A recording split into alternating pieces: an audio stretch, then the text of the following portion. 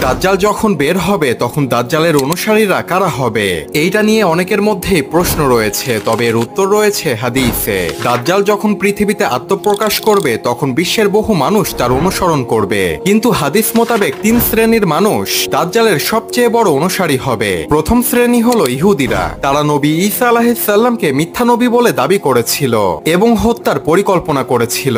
ইহুদিরা বিশ্বাস করে ঈসা আলাইহিস সালাম কোনো মাসিহা ছিল না, সেজন্য তারা তাদের মাসিহার জন্য অপেক্ষা করছে এবং দাজ্জাল যখন পৃথিবীতে আত্মপ্রকাশ করবে তখন তারা দাজ্জালকে মাসিহা হিসেবে মেনে নিবে এবং তারা দাজ্জালের অনুসরণ করবে।